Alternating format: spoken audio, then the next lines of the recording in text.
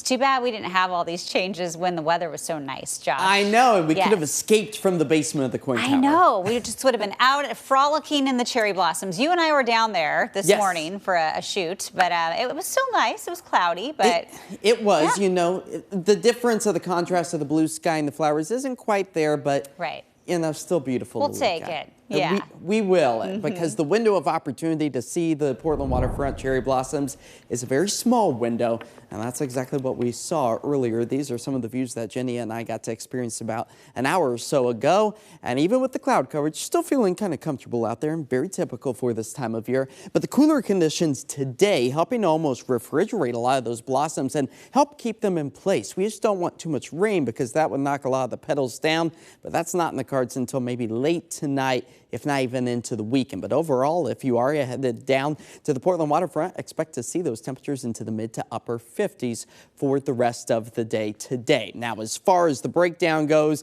we're likely going to be past peak by the time we roll into next week. And once April comes rolling around faster than we know it, expecting to see all of those blooms and blossoms fade into a solid layer of green as we dive deeper into the spring season. And with all of these blooms and blossoms really starting to send a lot of pollen back out into the atmosphere, well, that's where Friday we expect to see high levels of pollen counts. So overall, just keep the allergy medication close at hand. A live look now in Southwest Washington. The Port of Clam looking cloudy and cool as our temperature out at PDX is currently sitting at about 52 degrees. We'll hold on to that cloud coverage all the way through about 5 o'clock. It's not until about 7, 8 that we start to see that potential raindrop or two as the cloud coverage is still widespread, trying to push its way over the high terrain at the Cascades with just some high, thin cirrus clouds for right now. As far as the rain gauges go, only picking about 0.02 of an inch up out towards the Kelso Longview area,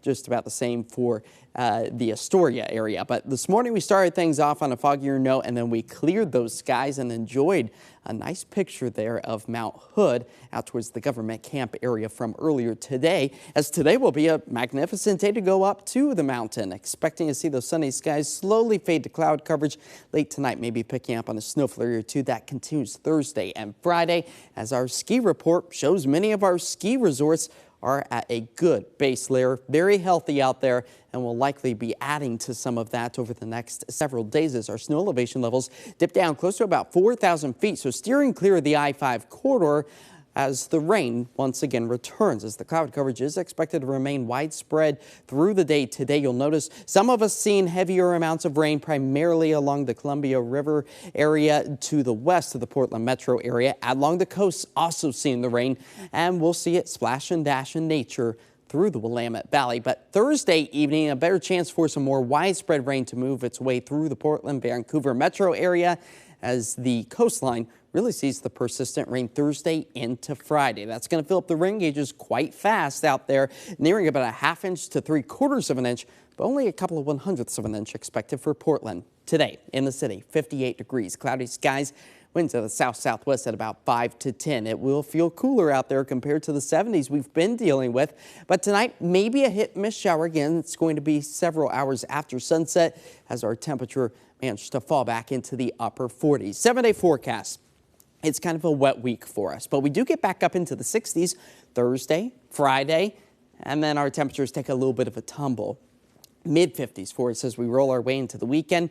The start of next week, and just put it all into perspective, on average for this time of year, 58 degrees is that high for today. And that's exactly where we will likely be sitting later this afternoon. Well, maybe people have out-of-town spring break plans, hopefully. Yeah, somewhere warm and tropical. Yes, just like where you just were. I know. Yeah, you'll be here. I will be here. Okay, we'll be right back. Stick around.